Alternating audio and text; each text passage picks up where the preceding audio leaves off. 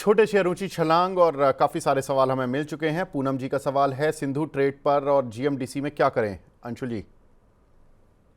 Sir पहले Kelton take से start कर लेते हैं। लास्ट वीक आपको याद होगा केल्टन टेक बाय दिया था। फ्राइडे 16% ऊपर था, वहां पे प्रॉफिट बुकिंग करके निकल जाना चाहिए। आज हल्की सी प्रॉफिट बुकिंग उसमें दिख रही है। दूसरा सिंधु ट्रेड, इसमें जब तक ये स्टॉक आपका क्लोजिंग बेसिस पे 30 रुपए 27 पैसे नहीं तोड़ता है, तब तक आप इस स्टॉक को होल्ड करके चल सकते हैं। फिलहाल उसके नीचे चल रहा है। अगर आज क्लोजिंग इसके नीचे आती है तो 4 साढ़े 4% का जो हमारा स्टॉप लॉस है, उसका टारगेट स्टॉप लॉस ट्रिगर होगा, उससे एग्जिट कर लेना चाहिए। जीएमडीसी लिमिटेड पे, जीएमडीसी जीएमडीसी कंफर्टेबल 428 के आसपास कंफर्टेबली ट्रेड कर रहा है। इसमें हफ्ता 2 दिन 2 हफ्ते का समय देंगे तो वापस से रिवर्सल बन के टारगेट अचीव हो जाएंगे। टारगेट क्या है वो? तो टारगेट हम पकड़ के चल रहे थे 480 रुपए के करीब के, और उसके ऊपर ऑल टाइम, सॉरी, 492 का ऑल टाइम हाई है। यही टारगेट हम पहले पकड़ के चल रहे थे, तो ऑल टाइम हाई आते हुए दिख रहा है। ठीक है। एक हमारे दर्शक हैं, लर्नर के नाम से आईडी बनी हुई है, उनके कुछ सवाल हैं। आइनॉक्स इंडिया सर 1269 रुपये के 1000 शेयर लिए हुए हैं, इसमें क्या करना है? आइनॉक्स इंडिया जब तक 1200 के ऊपर क्लोज नहीं, 1200 के नीचे क्लोज किया था, एग्जिट कर लेना चाहिए था सर। 1146 आते हुए दिख रहा है। आइनॉक्स इंडिया सर लॉस ज़्यादा हो जाएगा। अंशुल जी कोई अपना तो लाइफ लगाना ही पड़ेगा सेविंग सर, 1200 का स्टॉप लॉस था। लाइफ सेविंग कुछ स्ट्रैटेजी बताइए सर, 1 लाख रुपए का लॉस हो रहा है। सर देखिए, ट्रेडिंग में अगर आप रूल्स फॉलो नहीं करेंगे तो आप हमेशा दिक्कत में रहेंगे। स्टॉप लॉस कटे तो 1% से ज्यादा का आपका लॉस नहीं होना चाहिए। आप पूरे अंडे एक ही उसमें बास्केट में रख देंगे तो आपका यही हाल होगा। 4% का कुल स्टॉप लॉस था। अगर स्टॉप लॉस कटता आपके पोर्टफोलियो का, 1% का लॉस होना चाहिए था। सिंधु ट्रेड में स्टॉप लॉस कटा तो आपके 1% का लॉस होना चाहिए। डेल्टन टेक में 16% मिला है 4% के स्टॉप लॉस के सामने, यानी आपका 1 रुपए सिंधु ट्रेड में गया, 1 रुपए आइनॉक्स विंड में गया, 4 रुपए आपको केल्टन टेक में मिला। 33% सक्सेस रेट के बाद भी नेट आप प्रॉफिटेबल होते। तो रिस्क रिवॉर्ड मैनेज नहीं करेंगे, पोजीशन साइज मैनेज नहीं करेंगे, 90% सही होके भी आप लॉस में खड़े रहेंगे। 90% में आप 1 1 रुपए कमाएंगे, 10% वाले जो स्टॉप लॉस कटेंगे उसमें आप पूरी पोजीशन अपनी कैपिटल दे बैठेंगे। तो रिस्क रिवॉर्ड पोजीशन साइजिंग जब तक ये नहीं आएगा, तब तक स्ट्रैटेजी 99% सक्सेस रेट वाली भी होगी तो भी आप लॉस में रहेंगे। तो रिस्क रिवॉर्ड मैनेज नहीं करेंगे, वो आप ही को करना है। आप किसका अकाउंट साइज कितना है, किसकी रिस्क टेकिंग एबिलिटी कितनी है, ये तो आपके ऊपर डिपेंड करता है। तो फिलहाल तो 1200 के नीचे फ्राइडे क्लोज किया था तो स्टॉप लॉस कटा है, 1146 आते हुए दिख रहा है। ओहो। ठीक है सर। इन्होंने लेकिन एक दूसरा शेयर भी अपनी बास्केट में रखा हुआ था, वो था आरती ड्रग्स। 300 शेयर 545 के लिए हुए हैं। अब ये पूछ रहे हैं कि इसमें भी थोड़ा लॉस हो रहा है, क्या करें? इसको होल्ड करें, सेल करें, एवरेज करें, या कोई और स्टॉक जिसमें स्विच कर लें? चलो अंशुल जी, ये इस चीज़ के लिए भी तैयार है कि स्विच कर लें, तो आप वो शेयर बता दीजिए और आरती ड्रग्स पर आपका भी। तो आरती ड्रग आज पांचवा इनसाइड बार है। 1 2 दिन में और लगा के मूविंग एवरेज जैसे कैचअप हो जाएगा डेली का, ऊपर में 580 585 तक के टारगेट आराम से मिल जाएंगे। तो आरती ड्रग में 2 बार ऑलरेडी टारगेट अचीव हो चुके हैं। लेकिन इस स्टॉक में जनरली जो प्रीवियस ट्रेंड रहा है कि ये 3 से 4 अपॉर्चुनिटी देता है, उसके बाद पीक आउट होता है। तो अभी केवल 2 अपॉर्चुनिटी मिली है प्रॉफिट बुक करने की, तीसरी और चौथी मिलनी चाहिए। पांचवा इनसाइड बार है। ब्रेकआउट जिस भी दिन मोमेंटम बनना स्टार्ट होगा, 580 आराम से मिल जाएगा। तो आरती ड्रग में कोई घबराने की दिक्कत नहीं है। एकदम लोएस्ट वॉल्यूम, बिल्कुल ड्राइड अप वॉल्यूम पे कंसोलिडेशन है, यानी सेलर्स का बिल्कुल कोई प्रेजेंस नहीं है। जिस दिन बाइंग प्रेजेंस आएगी, 580 आराम से मिल जाएगा। जहां तक शिफ्ट करने की बात है, आज सुबह एसटीएल टेक हमने अपने क्लाइंट्स को बाई दिया हुआ है। हालांकि हम रिस्क फ्री हो चुके हैं। 3.5% का स्टॉप लॉस था, 3.5% का मूव मिला था, रिस्क फ्री हो चुके हैं। बट अभी भी पैटर्न जस्ट अपने ब्रेकआउट पॉइंट के पास खड़ा है। इसलिए मैं बार बार बोलता हूं कि पहले एक्सट्रीम पूरा मूव कैप्चर करने की जगह पहले रिस्क फ्री होना सीखिए। 3.5% का स्टॉप लॉस था, 3.5% मिला। एचसीएल टेक आधा निकल चुके हैं। अब यहां से ये स्टॉक करीब करीब 135 140 रुपए जाते हुए दिख रहा है। एचसीएल टेक नहीं sir, S T L tech, Sterlite technology, S T L tech 124 रुपए चल रहा है। इसके रिजल्ट भी आए थे और काफ़ी पिटा भी। अंशुल जी, मुझे याद है कि एक बार जब ये 110 चल रहा था तब आपने बोला था कि ये 60-70 रुपये जाएगा और ये 60 रुपये स्पर्श करके आया ऑलमोस्ट। अब अगर मैं इसको मंथली चार्ट पे भी देख रहा हूँ तो ज़बरदस्त मूव इस काउंटर ने दिया है। देखिए 53 रुपये 90 पैसे इसका लो लगा है अप्रैल में, अप्रैल 2025 में ही। और वहाँ से इसने हर महीने की जो इसकी मंथली कैंडल है वो ग्रीन कैंडल बन रही है और अच्छी वॉल्यूम के साथ। और अभी मैं इसके देख रहा था कि ये जो इसका लास्ट मंथ जो वॉल्यूम आया ये तो बड़ा ज़बरदस्त आया, 40 करोड़ के करीब का वॉल्यूम आया इसमें। ये मैं डिलीवरी एग्जैक्टली वॉल्यूम आया है अंशुल जी, या ये वैसा लग रहा है कि इंट्राडे की वजह से आ गया? नहीं नहीं सर, मैं एग्जैक्टली यही बोलने वाला था। नीचे से जो चला है 60 रुपए टेस्ट करने के बाद बॉटम बना के नीचे से जो चला है, क्लियर कट इंस्टीट्यूशन वॉल्यूम दिख रहा है, इसमें इंस्टीट्यूशन बाइंग दिख रही है। इसलिए आज अच्छा। जब 28 दिन का कन्वेंशनल पैटर्न ब्रेकआउट आया था तो हमने बाई रिकमेंड किया है सुबह। हालांकि हम रिस्क फ्री हो चुके हैं, बार बार मैं बोल रहा हूँ रिस्क फ्री हम हो चुके हैं। आधी पोजीशन अब बची हुई है, 135 140 जाते हुए दिख रहा है वहां पे। अगर सेलिंग दिखी तो प्रॉफिट बुक कराएंगे। अच्छा, ठीक है, आगे बढ़ते हैं।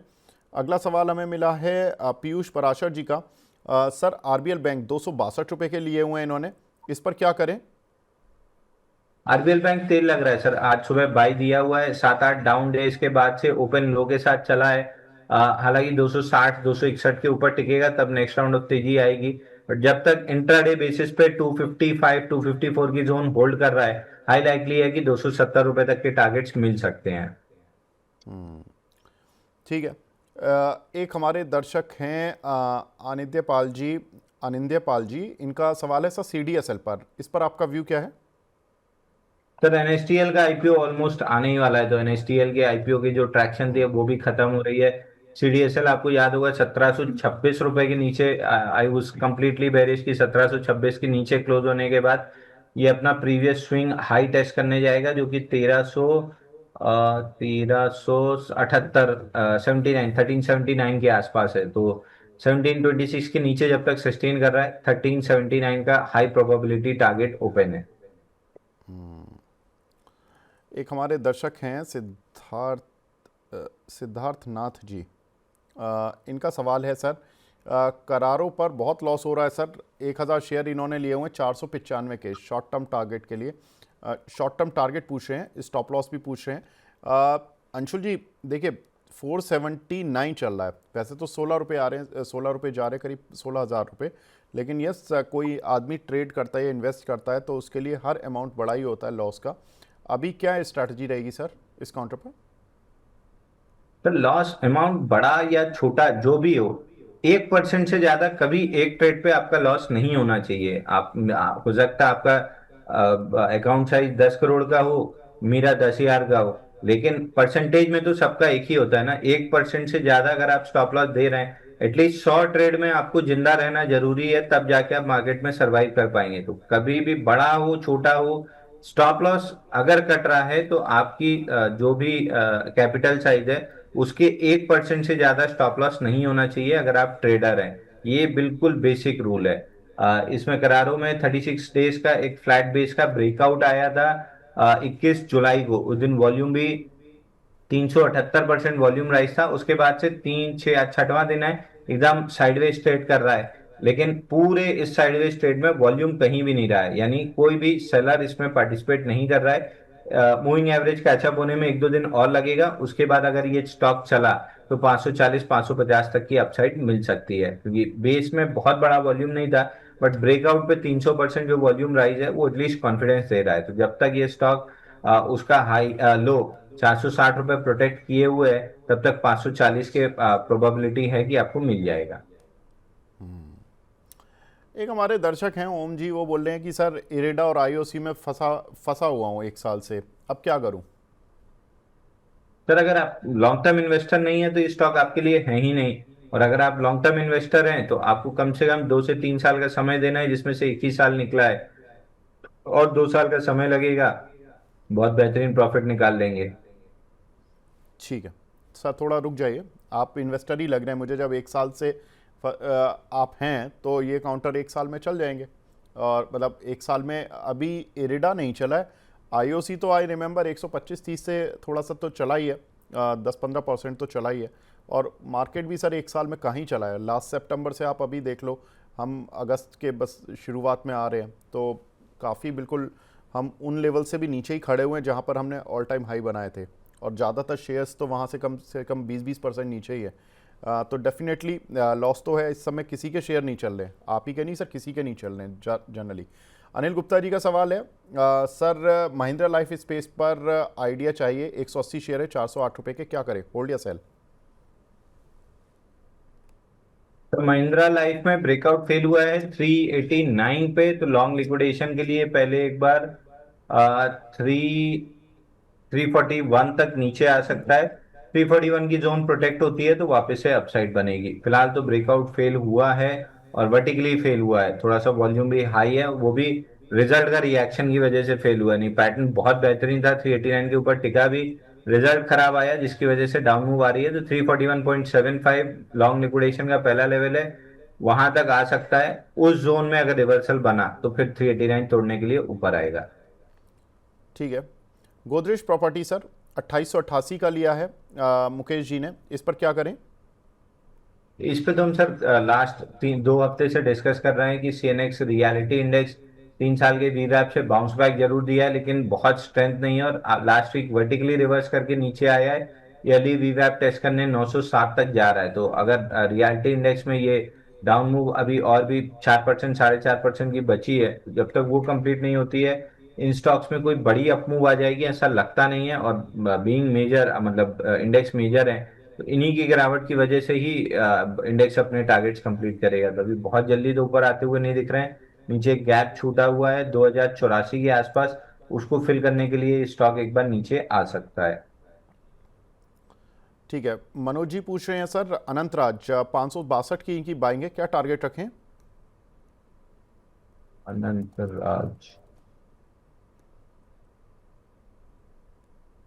तो अनंतराज में फ्राइडे को बढ़िया वॉल्यूम था, लगभग 440% वॉल्यूम राइज था, लेकिन फॉलो थ्रू कैंडल नहीं दे पाया। 7-8 डाउन डे के बाद ब्रेकआउट देने की कोशिश की थी, कुछ हद तक लॉन्ग स्ट्रैप है, लेकिन फॉलो थ्रू एक्शन नहीं मिल रहा है। अगर यहाँ पे स्टॉक 4-6 दिन अगर इस लेवल को प्रोटेक्ट कर लेता है, 570 के आसपास के लेवल को, तो 648 तक के टारगेट मिल सकते हैं। ठीक है।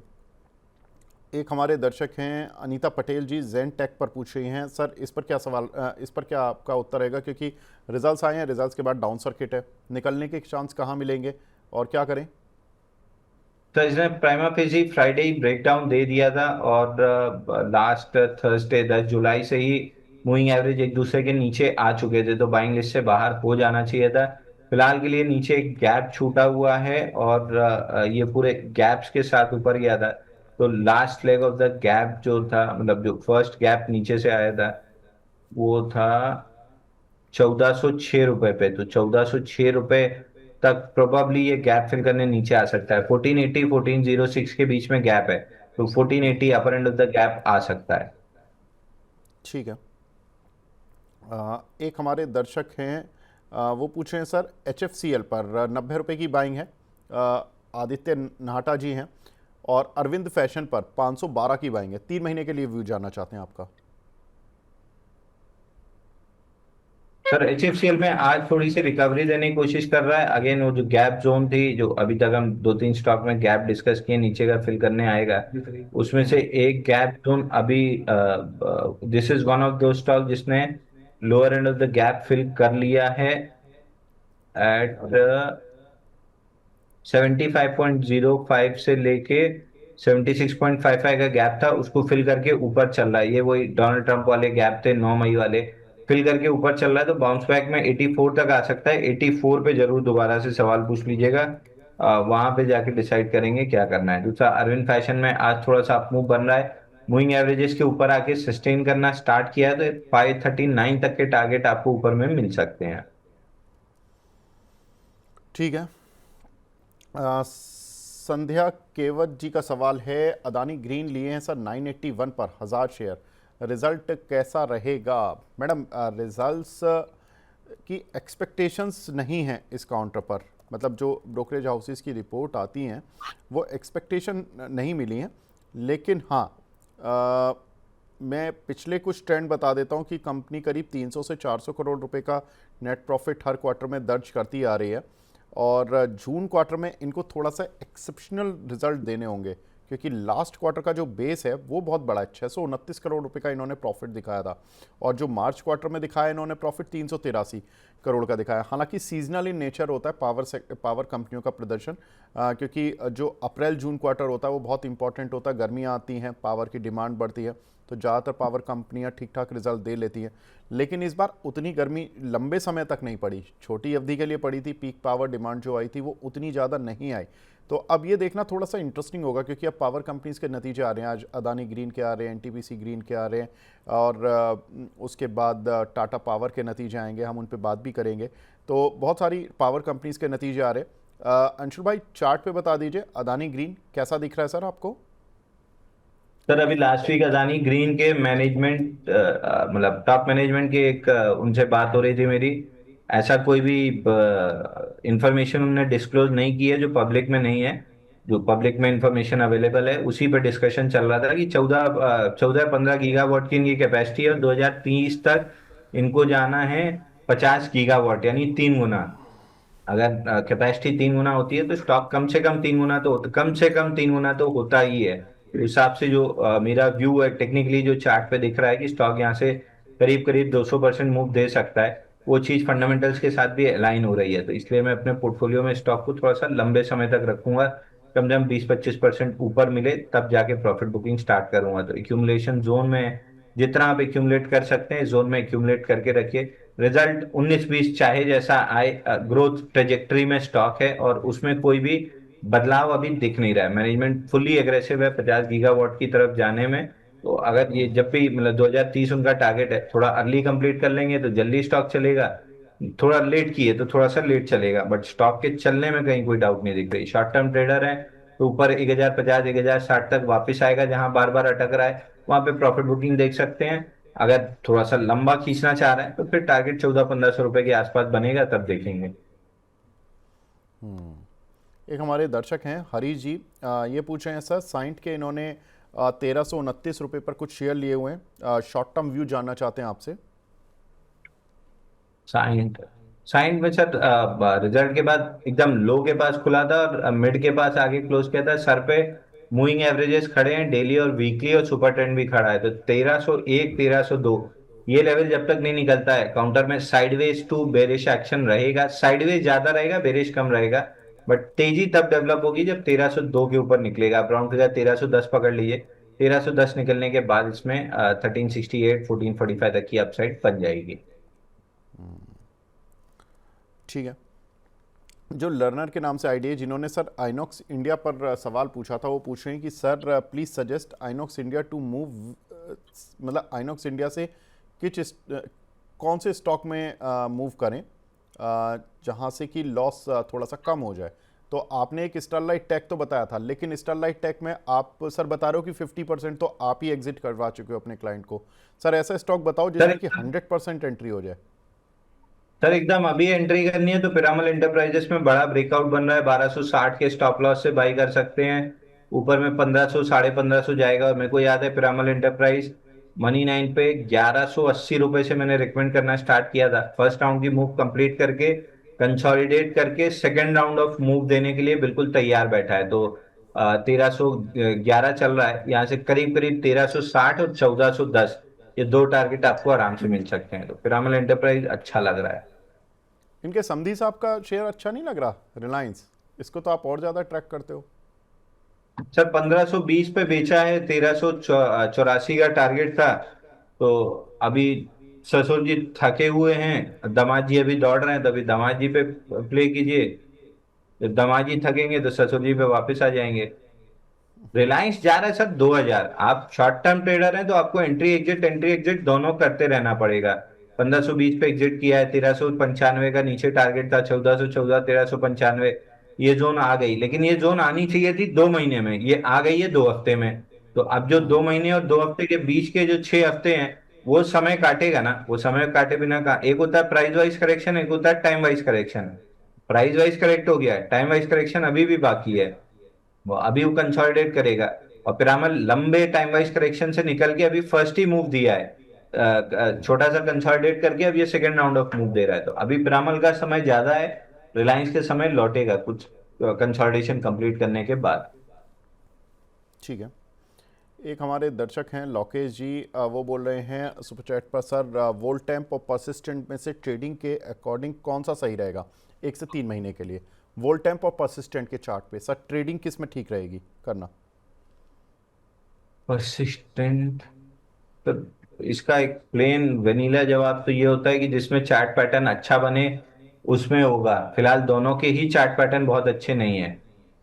आप एक सिंपल सा रूल लगाओ ना, अगर आपको ट्रेडिंग करनी है तो आप एक सिंपल सा रूल लगाओ, अगर mid cap, small cap, micro cap इनमें ट्रेड कर रहे हैं, मतलब लार्ज कैप छोड़ दीजिए, मिड कैप से नीचे अगर कोई स्टॉक ट्रेड कर रहे हैं, तीन चीज बिल्कुल बेसिकली ध्यान रखिए कि लो से 30% चला हो, कम से कम लो से 30% ऊपर हो, 10, 20 और 50 एक दूसरे के ऊपर हो मूविंग एवरेज, अगर ये सेटअप है तो फिर टाइटनेस आप बाई करो, आपको पैसा मिल जाएगा।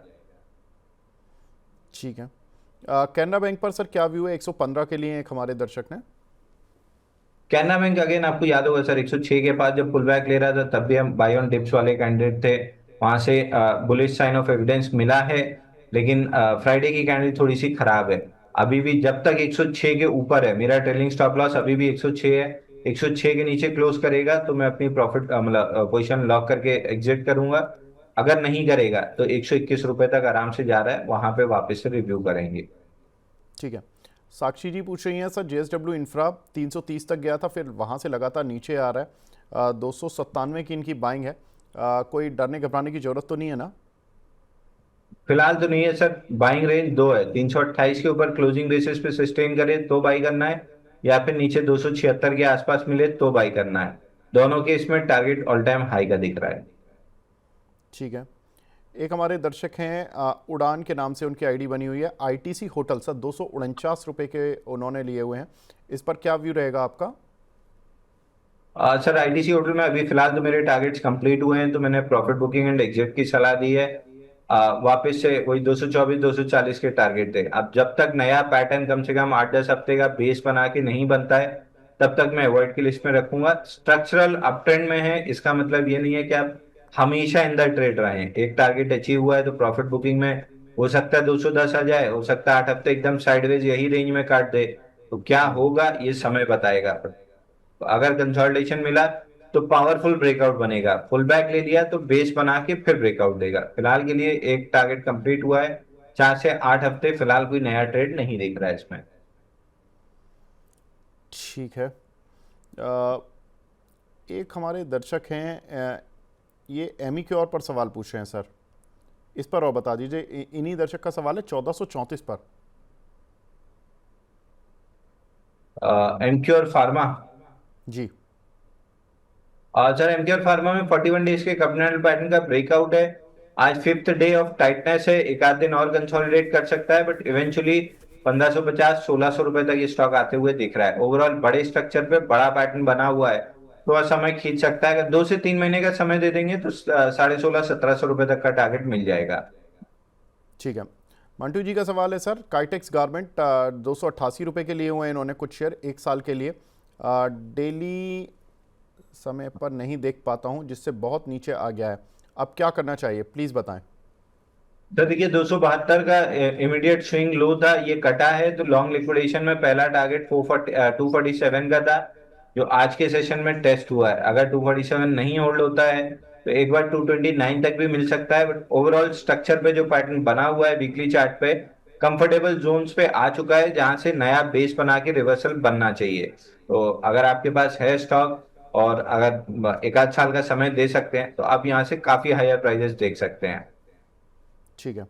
स्वान एनर्जी मिताली जाना जी का सवाल है 508 के लिए हुए हैं सर, क्या करें इसमें?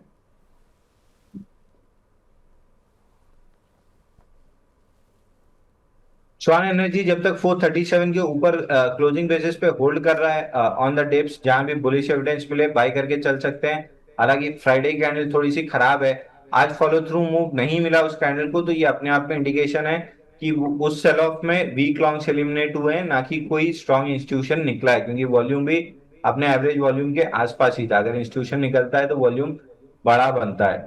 जो कि मिसिंग है, यानी वीक लॉन्ग से एलिमिनेट हो रहे हैं।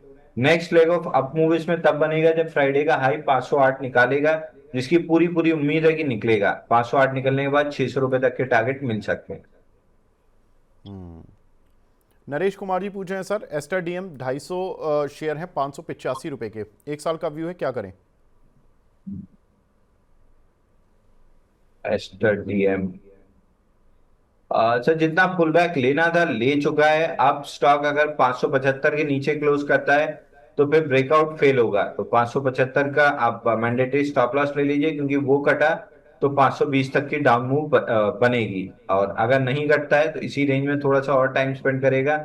ऑलरेडी 8 दिन 9 दिन स्पेंड कर चुका है, और थोड़ा सा टाइम स्पेंड करके रिवर्सल कर लेगा। बट 575 के नीचे क्लोजिंग थोड़ी सी खराब हो जाएगी इसमें। ठीक है। आनंद रेड्डी जी का सवाल है सर, डालमिया भारत में क्या करना है? रिजल्ट तो ठीक ठाक आए थे लेकिन चला नहीं था काउंटर ये। एग्जैक्टली उसकी वजह ये थी सर कि 990 दिन के हाई पे आया था। पूरा बीसीबी पैटर्न बना है 990 दिन का।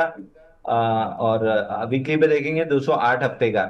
लूजली बिल्ड पैटर्न है, राइट साइड थोड़ा सा और टाइटली डेवलप होने में 8-10 हफ्ते का समय लग सकता है। बट आइडियली जो पैटर्न बना हुआ है, अगर राइट साइड प्रॉपरली डेवलप करके 2300-2400 का ब्रेकआउट देता है तो काउंटर में आराम से 3500 रुपए तक की अपसाइड बनेगी, बट राइट साइड डेवलप हुआ तो।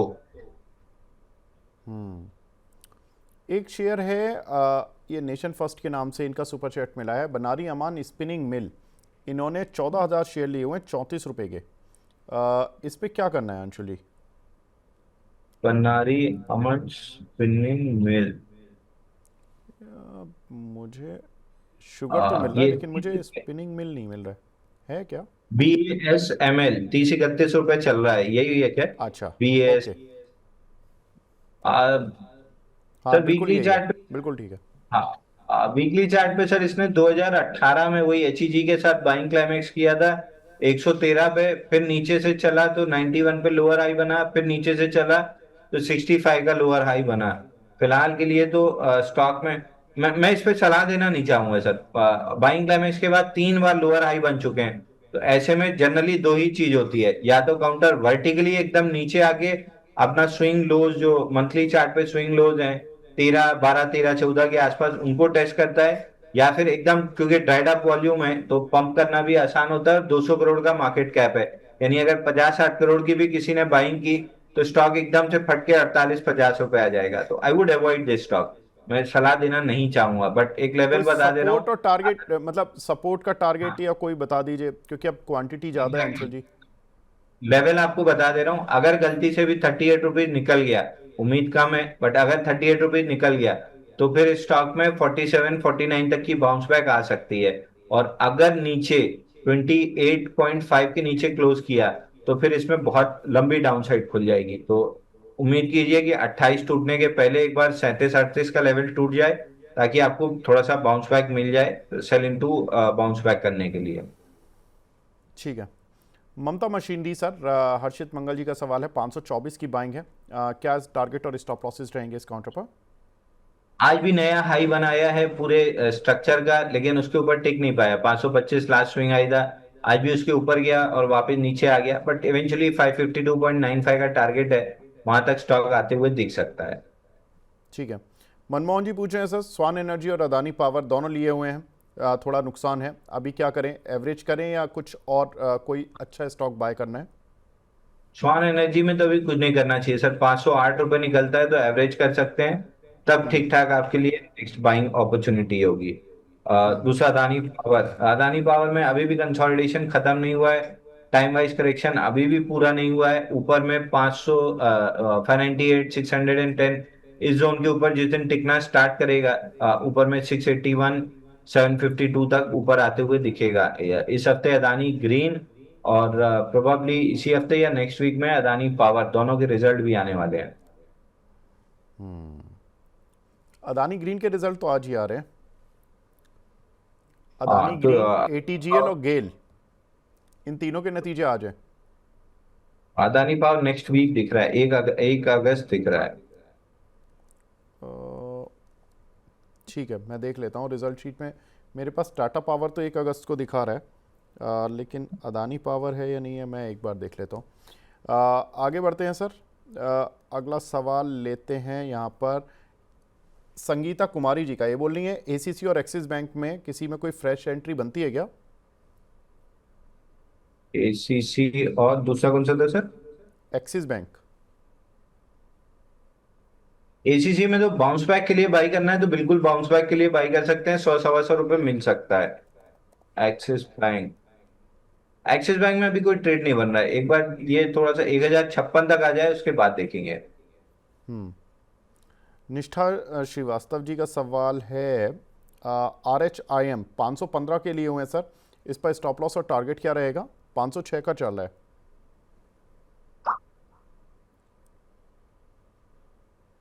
RHIM में आज रिवर्सल मूव बनाने की कोशिश कर रहा है, प्रीवियस डे हाई के ऊपर निकला था, टिका नहीं। 507 508 के ऊपर अगर टिक गया ये काउंटर तो 550 तक की अप मूव मिल जाएगी। अप मूव नीचे से मतलब मॉर्निंग जो बाइंग आई थी अच्छे वॉल्यूम से थी, उसके बाद से जो साइडवेज मूव चल रहा है इसमें डाइट अप वॉल्यूम है, तो प्रोबेबिलिटी है कि follow through move second half में दे सकता है। ठीक है।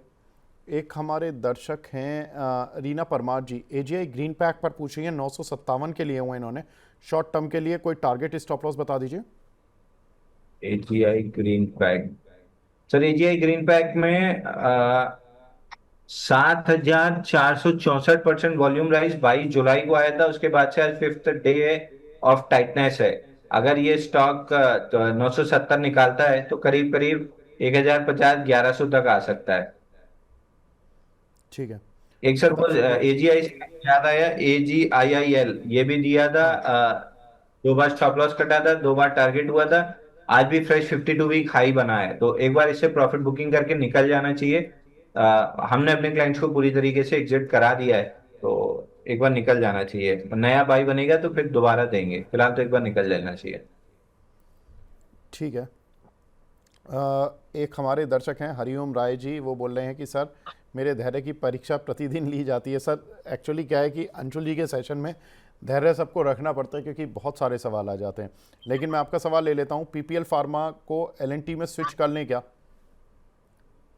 एलएनटी फाइनेंस में। सर आप दोनों को, आप इसको उसमें कर दें या उसको इसमें कर दें कोई फर्क नहीं पड़ेगा, क्योंकि चलना दोनों को 100 150 200% है।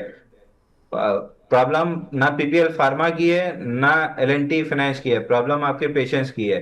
पेशेंस आपको रखना पड़ेगा, तभी इन्वेस्टर बड़ा पैसा पेशेंस के साथ कमाता है। तो पेशेंस ही रखना है, आप इसको उसमें कर लें चाहे उसको इसमें कर लें, पेशेंस आपको दोनों में रखना है। लगभग तो 19-20 करके कोई आगे कोई पीछे चलेगा, चलना दोनों को यहाँ से डबल होना है। दक्ष जी, आपकी जो सुपर चैट थी वो कहीं मिस हो गई है मैसेज वाले सेक्शन में, तो मैं उसको रिकवर करा रहा हूँ। जैसे ही मुझे रिकवर होकर मिलती है मैं आपका सवाल लेता हूँ। अगला सवाल हमें मिला है शिवकांत ओझा जी का आईआरएफसी पर। सर आईआरएफसी में क्या करें? पर आईआरएफसी, इरकॉन, इन सब में कोई भी मूव नहीं है, और एराटिक मूव्स हैं जिनको आप प्रिडिक्ट नहीं कर सकते ऑन चार्ट बेसिस, क्योंकि बाइंग क्लाइमेक्स के बाद वाले स्टॉक हैं। इसने रिजल्ट के दिन 22 जुलाई को ब्रेक डाउन कैंडल दी, नेक्स्ट डे गैप अप दे दिया, फिर इसने फ्राइडे को ब्रेक डाउन कैंडल दी, आज फिर रिवर्सल करने की कोशिश कर रहा है। अगर चलना भी है तो 139 निकालना पड़ेगा, उस केस में 146 तक जा सकता है। अगर गिरना है तो 131 निकालना पड़ेगा, उस केस में 120 तक आ सकता है। इतने अगर मगर वाले स्टॉक में ट्रेड ही नहीं करना चाहिए। ठीक है। एक हमारे दर्शक हैं ट्राइडेंट पर काफ़ी देर से सवाल पूछ रहे हैं, मुकेश जी, 32 रुपये का लिया हुआ है। सर क्या करें? इसके रिजल्ट तो ठीक ठाक आए थे, काउंटर नहीं चला, अभी क्या है इस पर मूव? सर ट्राइडेंट रिजल्ट तो ठीक ठाक आए थे, 90% ईपीएस राइज भी है, काउंटर लेकिन बड़े रेजिस्टेंस के पास खड़ा था, इसलिए वहां से हल्की सी प्रॉफिट बुकिंग आई है। आइडियली जो पैटर्न बना हुआ है ये कंटिन्यू रहेगा। जिस भी दिन 33-20 के ऊपर क्लोजिंग आई, 33-20 के ऊपर जैसी क्लोजिंग आएगी 39.59 की तरफ बढ़ जाएगा काउंटर। ठीक है। एक हमारे दर्शक हैं ईशु कुमार जी, वो बोल रहे हैं सर पीएनबी गिल्ड्स 115 रुपये के लिए हुए हैं, क्या करें इस पर?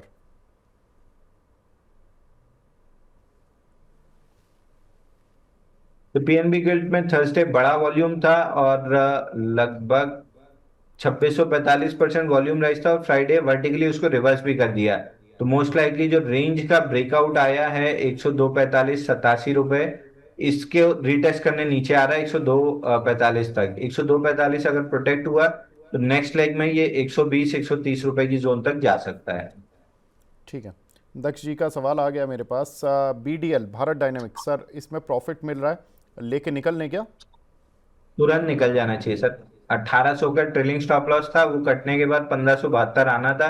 धीरे धीरे 1572 की तरफ चल रहा है। अगर 1572 प्रोटेक्ट नहीं हुआ तो फिर अगला डाउन साइड 1357 तक आएगा। ठीक है। एक हमारे दर्शक हैं, अचीवर के नाम से आईडी बना हुआ है, CSC पर राय जानना चाहते हैं आपकी। CESC। हाँ जी।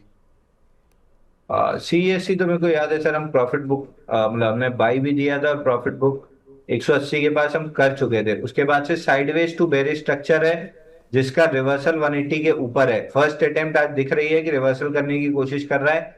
फ्रेश बाइंग अगर किसी को करनी है तो 180 निकलने का वेट कीजिए। 180 के बाद ये स्टॉक तेजी में बना रहेगा। फिलहाल 180 जाते हुए दिख रहा है। ठीक है। गुंजन जी पूछ रही हैं सर, मैक्स नीवा बूपा, इस पर बता दीजिए, 83 रुपये का लिया हुआ है, होल्ड या एवरेज? नीवा बुपा, नीवा बुपा वापस 80.89 का अपना सपोर्ट जोन रीटेस्ट करने आ रहा है, और अब रेंज एस्टेब्लिश हो चुकी है। नीचे 80 रुपए की और ऊपर 92 90 की, इस रेंज के अंदर लंबे समय ट्रेड करेगा। अगर आपको रेंज प्ले करना है तो 80 रुपए के आसपास बाय कीजिए, 92 के पास प्रॉफिट बुक कीजिए। ठीक है। सिद्धार्थ नाथ जी की एक और सुपर चैट मिली है, लक्ष्मी डेंटल, 507 रुपये के लिए हुए सर, शॉर्ट टर्म के लिए टारगेट स्टॉप लॉस पूछ रहे हैं। लक्ष्मी डेंटल में 467 के ऊपर ब्रेकआउट आया था, 532 का टारगेट था, लेकिन 509 के पास से रिवर्सल आना स्टार्ट हुआ है। फिलहाल ब्रेकआउट पॉइंट के आसपास ही घूम रहा है। 2 4 दिन में जब भी 467 के ऊपर क्लोज करेगा, ब्रेकआउट वापस से कंफर्म हो जाएगा, 532 का टारगेट खुल जाएगा। ठीक है। बेंजामिन जी की भी सुपर चैट मेरे से मिस हुई है, इसमें इनका सवाल था सर, KPI ग्रीन एनर्जी 140 के लिए हुए हैं, इन्होंने होल्ड करें या एग्जिट? केपीआई ग्रीन, जी। केपीआई ग्रीन 509 रुपए चल रहा है सर। 5 6 डाउन डेज हो चुके हैं। स्टॉक में कहीं भी 530 32 के ऊपर जब निकलेगा तो 604 तक का टारगेट मिल जाएगा। फिलहाल तो एकदम लोअर वॉल्यूम पे डाउन मूव 7 8 दिन की हो चुकी है, तो ऑल बाउंस बैक 1 2 दिन में आना चाहिए इस काउंटर में। इनको तो ज़बरदस्त प्रॉफिट मिल रहा है, 140 के लिए 510 चल रहा है, तो बढ़िया प्रॉफिट है इसमें तो। मगर अभी होल्ड करना चाहिए सर, अभी निकलना नहीं चाहिए। ठीक 480 है। का क्लोजिंग बेसिस स्टॉप लॉस लगाना चाहिए। ठीक है, कोई दिक्कत नहीं है सर। एक हमारे दर्शक हैं, बाबा दीता जी, ये पूछ रहे हैं कि सर, 50,000 रुपये 1 साल के लिए इन्वेस्ट करना चाहते हैं, कहाँ पर करना चाहिए? फिलहाल तो पिरामिड एंटरप्राइजेस में डाल के छोड़ दीजिए। महीना 15 दिन में ठीक ठाक पैसा मिलेगा, तब दोबारा कन्वर्ट करेंगे। हम्म। ठीक है। बिरला कॉर्प में क्या करें? हरीश जैन जी पूछ रहे हैं, 1465 के लिए हुए हैं।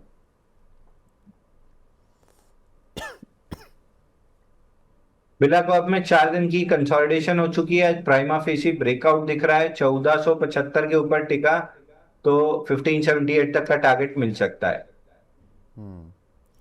एक हमारे दर्शक हैं, किरण गगोई जी, ये पूछ रहे हैं सर, जायसवाल नेको, इन्होंने 47 रुपये के कुछ शेयर लिए हुए हैं, इसमें क्या करें?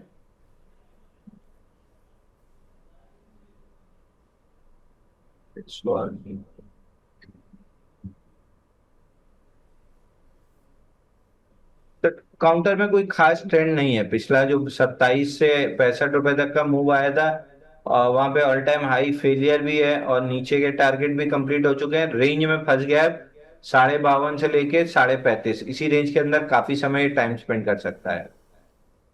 ठीक है। अक्षय पटेल जी पूछ रहे हैं सर, जैगल प्रीपेड, इन्होंने 444 के लिए हुए हैं, इसमें क्या करना है? तो 415 का ट्रेलिंग स्टॉप लॉस सारे लॉन्ग्स पे होना चाहिए था, जो कि कट चुका है, और 399 का भी मेजर सपोर्ट टूट चुका है। तो आइडियली अब ये स्टॉक अपना गैप क्लोज करने नीचे आएगा, जो कि है 342 और 350, तो गैप फिल करने नीचे आ रहा है। ठीक है, शाहजी चौधरी जी का सवाल है, टीवीएस मोटर 2790 के लिए हुए हैं सर, इस पर चेक बता दीजिए। एक्सिस बैंक शाहजी हम ऑलरेडी डिस्कस कर चुके हैं, इसलिए मैं टीवीएस मोटर ले रहा हूँ। आपका सवाल 2790। तो टीवीएस मोटर एक रेंज में है, नीचे 2700 2650, ऊपर 2900 इसी रेंज के अंदर अभी थोड़ा समय ट्रेड करेगा। Right side of the pattern develop करेगा। टीवीएस मोटर लगभग हम 2300 2400 रुपए की रेंज से बात कर रहे थे ऑल टाइम हाई की। ऑल टाइम हाई आ चुका है, तो अब यहाँ पे next round of base building की जरूरत है स्टॉक को। ठीक है, रसान जी पूछ रहे हैं सर, जेएसडब्ल्यू इंफ्रा में लो वॉल्यूम और हैवी सेलिंग, इसका मतलब क्या है? तो लो वॉल्यूम में हैवी सेलिंग तो कहीं से नहीं दिख रही है। लो वॉल्यूम में नीचे धीरे धीरे पुल बैक कर रहा है, तो most likely week longs, frustrated players, ये सब एग्जिट कर रहे हैं। इंस्टीट्यूशन सेलिंग तो कहीं से नहीं दिख रही है। एक हमारे दर्शक हैं गौरव बेदी जी, ये पूछ रहे हैं प्लैटिनम इंडस्ट्री सर, इस पर एडवाइस कर दीजिए।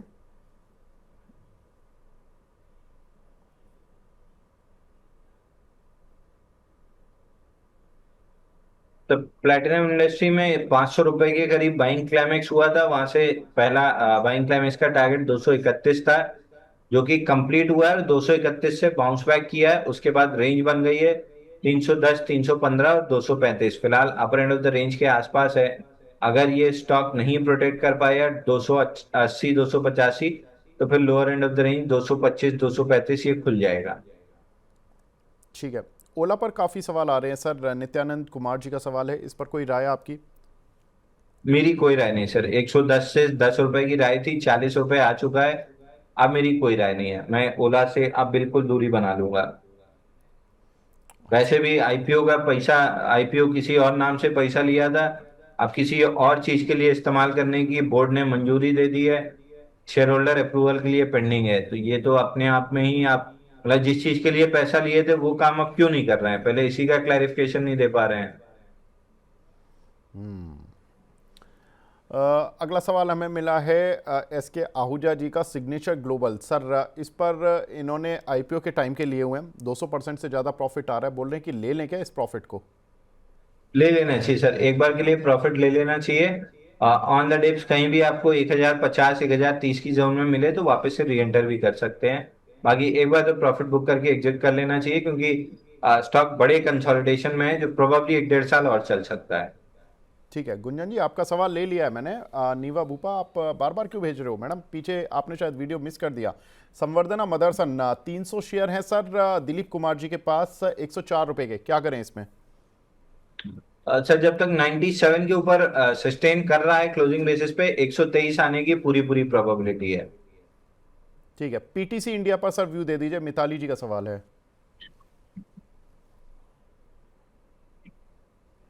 पीटीसी सर, रिजल्ट इसका मार्च क्वार्टर का बहुत बेहतरीन आया था। 300% वॉल्यूम ईपीएस राइज था, जिसकी वजह से थोड़ा बहुत चला था counter, but again major resistance zone में आके लास्ट वीक में वर्टिकल चल ऑफ था। तो अगर ऊपर जाना है तो कम से कम 210 रुपए तो निकालना है यहाँ से, बहुत जरूरी है।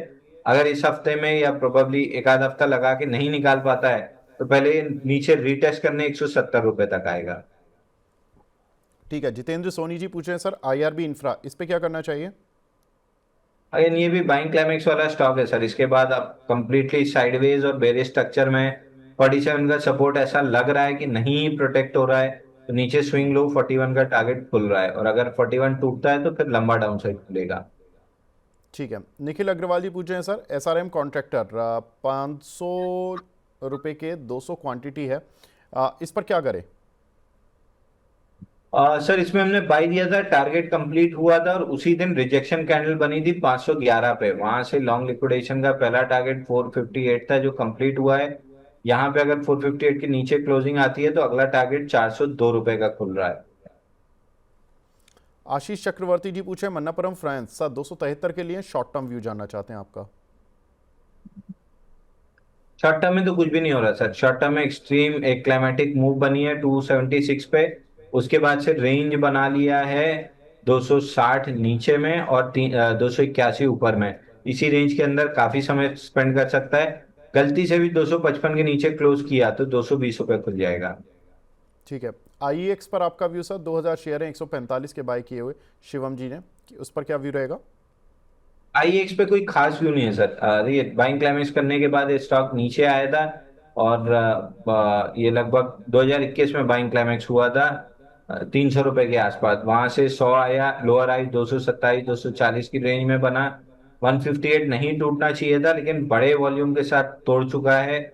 और अगर 158 के नीचे अगर एक आध हफ्ता भी टिक गया तो 112 का टारगेट तो आराम से खुल ही रहा है। ठीक है। जोडियक एनर्जी, इस पर पूछ रही हैं सुनंदा शर्मा जी, सर इसमें क्या करना है? जो भी है कहना चाहिए।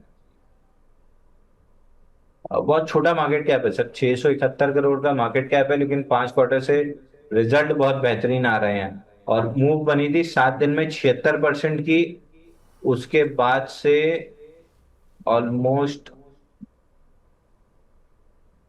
49 डेज हो गए कंसोलिडेट करते हुए। इसमें बाइंग बनेगी जब ये 490 के ऊपर निकलेगा। तो जब भी 490 के ऊपर निकले, एक राउंड बाइंग कर सकते हैं ऊपर में 600 तक के टारगेट के लिए। बट एक चीज याद रखिए, इलिक्विड काइंड ऑफ काउंटर है, 49,000 का एवरेज वॉल्यूम है। तो ब्रेकआउट पे हमेशा डाउट बना रहेगा कि ये हाई वॉल्यूम ब्रेकआउट फ्लूक वाला है या एक्चुअल इंस्टीट्यूशन पार्टिसिपेशन आ रहा है। एक हमारे दर्शक हैं मोहम्मद रफ़ीक जी, ये पूछ रहे हैं सर, आरसीएफ में श्रीराम प्रॉपर्टी में सभी में लॉस है, क्या करें? सर आरसीएफ तो रेंज के अंदर ही चल रहा है ना, 161 ऊपर तोड़ पा रहा है ना 148 नीचे तोड़ पा रहा है। तो इसी रेंज के अंदर ट्रेड कर रहा है। जब तक रेंज बनी है तब तक कोई भी मूव आती हुई नहीं दिखेगी। रेंज के लोअर एंड पे लेके अपर एंड पे बेचना चाहें तो वो कर सकते हैं। श्रीराम प्रॉपर्टी इसमें भी मूव नहीं है। 94 के नीचे अगर क्लोज करता है तो फिर स्टॉक बेरिश होना स्टार्ट होगा। 94 प्रोटेक्ट कर जाता है तो 113 119 तक आ सकता है। ठीक है। अनिल कुमार पटेल जी पूछ रहे हैं सर, 70,000 इन्वेस्ट करना चाहता हूँ, 5,000 का लॉस कवर करना है केवल 2 महीने में, कोई स्टॉक बता दीजिए। फिलहाल ले लीजिए, अभी तो वही चलते हुए दिख पीरामल, रहा है, फिर नया नया डे हाई बना रहा है। ठीक है। सुजलॉन में क्या करें? 68 रुपये का लिया हुआ है एक दर्शक ने, 4300 शेयर है, नुकसान हो रहा है। अभी जल्दी मूव नहीं आएगी सर, सुलोन में कोई बहुत जल्दी मूव आती हुई नहीं दिख रही है। और रेंज का भी लोअर एंड भी टेस्ट नहीं हुआ है। रेंज का लोअर एंड है 61 रुपए 76 पैसे के आसपास, वहां तक पहले मतलब आते हुए दिख रहा है। अगर ये नहीं प्रोटेक्ट हुआ तो फिर ये गैप फिल करने जाएगा। अगेन रिजल्ट के बाद जब गैप अप आया था तब से हम कह रहे हैं कि एक बार निकल के टाइम वाइज करेक्शन का वेट कीजिए। अगर 61.76 टूटा क्लोजिंग बेसिस पे तो 55 रुपीज तक ये नीचे आएगा गैप फिल करने के लिए।